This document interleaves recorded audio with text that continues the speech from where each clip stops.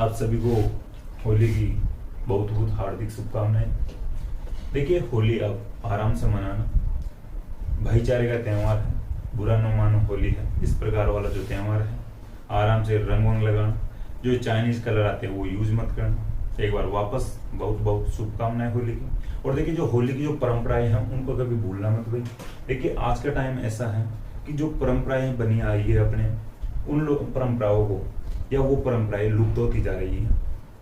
होली की अपन पहले बात कर चुके हैं, होली किस प्रकार से मनाई जाती है और क्यों मनाई जाती है। जो कौन इनका भतीजा था, प्रहलाद होली का भतीजा था, तो हिरण्यकश्यप की बहन थी होली का। किस प्रकार से प्रहलाद और पिताजी के बीच में बनती नहीं थी, और पिताजी यानी हिरण्यकश्यप प्रहलाद को मारने की कोशिश करता है, अपनी बहन होलिका की गोद में लेकर बिठा देता है और अग्नि में प्रवेश करवा देता है।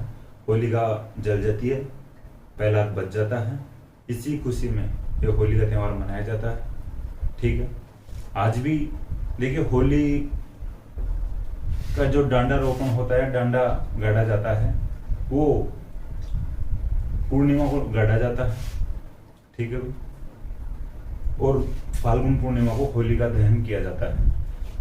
इसमें एक दो परंपराएं हैं, उनके बारे में मैं बताना चाहूंगा आपको।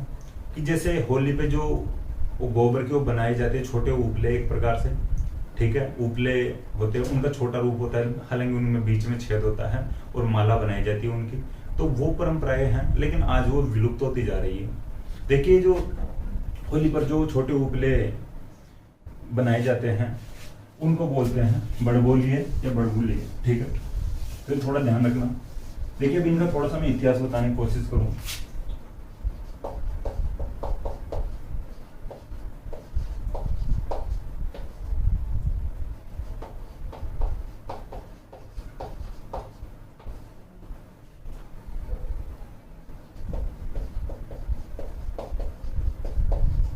देखिए, आपको थोड़ा ये समझ में नहीं आ रहा होगा, तो यहाँ पे लिख दिया हूँ, बड़बोलिए या बड़बुलिए।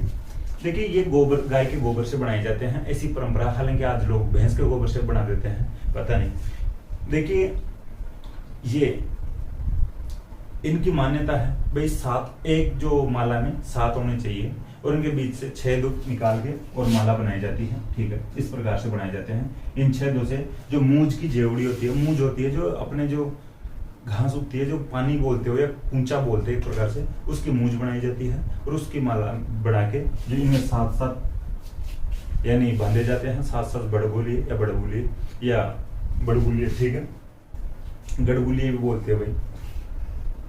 और ऐसी मान्यता है, इन जो ये माला बनाई जाती है, इनको भाई ने अपने भाइयों के सिर से 7 बार घुमाकर होलिका पर डाल देते हैं। और जो होलिका दहन होता है शाम को या इवनिंग में, ठीक है, तो उस समय जला दिए जाते हैं ये।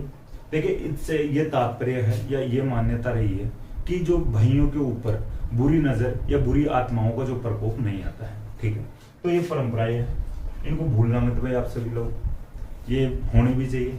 एक टाइम ऐसा आएगा भाई ये बिल्कुल ही विलुप्त हो जाएंगे। हालांकि शहरों में भी ये भाई गाय का गोबर अवेलेबल जहां पर नहीं होता है, तो वहां पर इनकी जो दुकानें लगती है, 4-5 दिन पहले से ये बिकने शुरू हो जाते हैं। ठीक है, और एक परंपरा रही है अपनी कि जो होलिका दहन के समय अनाज की जो बालियां हैं, गेहूं की जो बालियां हैं, चनों की जो बालियां हैं, पेड़ हैं, उनको सेका जाता है। ठीक है, देखिए, इनसे इस प्रकार की मान्यता रही है, जो होलिका दहन के समय इनकी सिकाई की जाती है। दंगिया बोलते हैं, गेहूं की जो बालियां होती है उनको दंगिया बोलते हैं। और जो चने होते हैं, मान्यता तो ऐसी है कि भाई 7 अनाजों को सेका जाता है, लेकिन ज्यादातर होता है चने जो और गेहूं की जो बालियां सेकी जाती है। ऐसी मान्यता रही है कि वहां पर सेकने से, यानी जो अपनी फसल उस समय भाई, देखिए गेहूं कटाई का समय रहता है, ये होली के आसपास वाला क्षेत्र, लावणी बोलते हैं उसको। ठीक है भाई, लड़कियां और जो महिलाएं होती है वो तो सब जानते हैं, हालांकि लड़कों को भी करना पड़ता है भाई, सब करते हैं आजकल काम, और जो नहीं करते हैं उनको भी ध्यान तो रहता है। तो गेहूं कटाई का समय रहता है और होलिका दहन के समय सेकने से ऐसा माना जाता है कि भाई भगवान के पहला जो भोग लगाया जाता है या नई फसल भगवान के चढ़ाई जाती है, वो अग्नि के माध्यम से चढ़ाई जाती है। भाई अग्नि के लिए अपन पहले भी पढ़ चुके हैं, और अग्नि के लिए ऐसा माना जाता है भगवान और जनता के बीच में, यानी एक दूसरे से मिलाने का मध्यस्थ का काम करती है अग्नि। ठीक है। यानी जनता के द्वारा जो भोग लगाया जाता है ईश्वर के या भगवान के, तो उस भोग को भगवान के द्वारा भगवान के पास पहुंचाने का काम अग्नि करती है। तो अग्नि में अपन गेहूं सेकेंगे, तो गेहूं की जो फसल का जो पहला भोग लगेगा भगवान के लग जाएगा। और ऐसी भी यानी बहुत सी प्रकार की मान्यताएं या परंपराएं रही हैं कि जहाँ पर जो दंगिया या बालियां सेकने से उनको घर में रख दे लाके, तो उनसे ऐसा माना जाता है कि पूरे वर्ष भर यानी घर में अनाज की कमी नहीं होती है, ठीक है।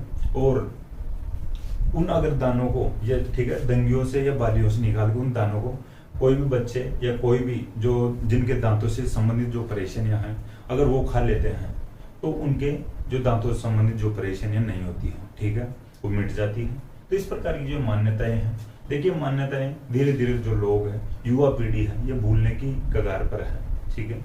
हालांकि जो बड़े बुजुर्ग लोग हैं उनको तो सबको ये पता रहता है किस प्रकार की क्या मान्यताएं हैं, इससे क्या इनका क्या महत्व है या क्या महत्व रहा है, ठीक है। तो ये बात थी होली की जो कुछ परंपराएं थी उनकी, ठीक है। वैसे जो परंपराएं होती है उनके आगे आगे अपन बात भी करते रहेंगे। देखिए ऐसी परंपराएं होती हैं एग्जाम सेंटर में यानी एग्जाम में पूछ ली जाती है और एग्जाम सेंटर में बैठे बैठे अपन माथा पीटते रहते हैं, उस समय अपन को याद नहीं आती, ठीक है। तो वापस भाई एक बार होली की हार्दिक शुभकामनाएं आपको और थैंक यू। अब होली के बाद मिलते हैं, 3-4 दिन बाद मिल पाएंगे, वापस क्लास हो पाएगी। 8 या 9 तारीख को वापस रेगुलर क्लास हो जाएगी, ठीक है। थैंक यू दोस्तों।